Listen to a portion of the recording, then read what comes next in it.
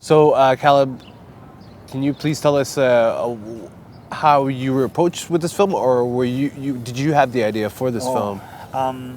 So Fiona Rayher, one of the co-directors, met Josh Fox at Gasland at TEDx in Van in 2010, and I was in law school at the time, just entering second year law at UVic, and a mutual acquaintance of ours named David heard about her idea to make a film on fracking, and he's like, yeah, I know this guy from up north, he's a badass, he's connected, he's at law school, go chat with him. And I was just going to help him out with research. And quite quickly it became, I guess, clear to them that they would prefer to use me as a narrative thread. The original intention, though, with the movie was more about the issue and not about the person. And Right. I have yet to see the film, but I've heard it's more about the person Yes, and less absolutely. about the issue, which Right. was not what we had planned, but so it goes.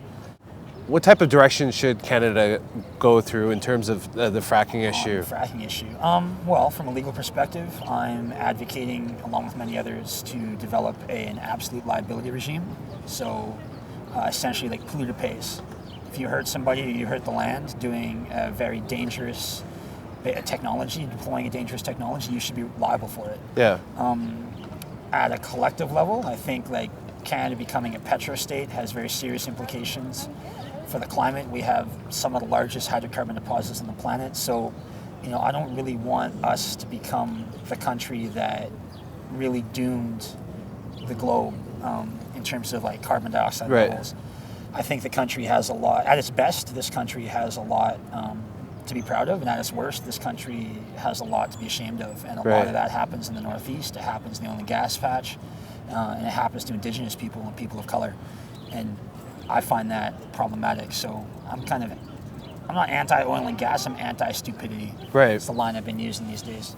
Now, of course, this type of issue you won't really see on mainstream media. True. But now, through festivals such as Hot Docs, we become more educated in regards to this.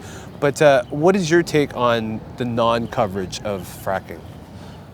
Well, I mean, it's ironically enough had to fracture its way into the mainstream media, and the media in this country and others is undergoing great change. The role of social media, the role of citizen-based media, that's changing, and so now I think the real front runners, the people on the edges, which are the progressive festivals, which are people willing to take a chance, and not for a profit imperative, right? A lot of people do this for the love.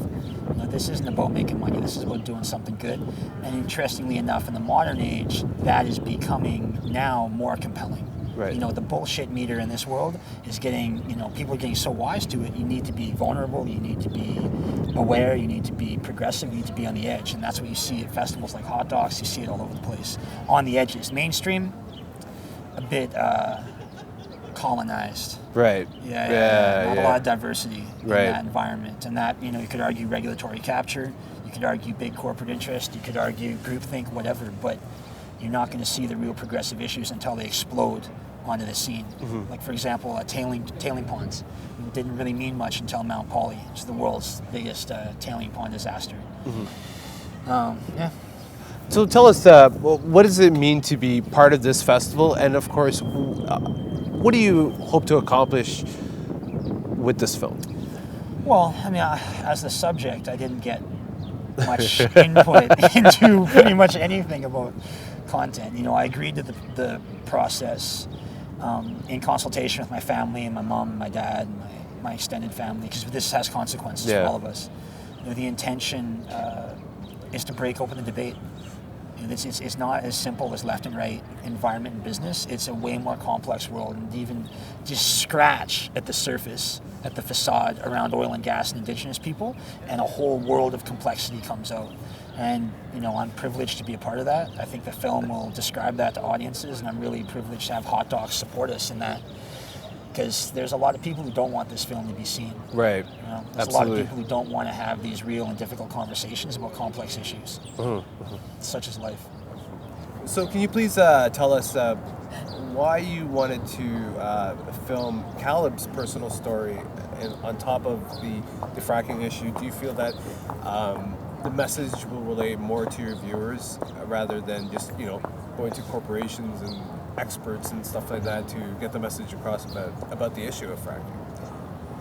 Well, we don't even really have a message with the film. I think what we wanted to do was really examine what is one of the biggest sort of new horizons of energy development in Canada and around the world, and really discovered this character who was introduced to us early on as somebody who really knew a lot about it. He had worked on behalf of First Nations as an oil and gas officer, dealing directly with this particular issue.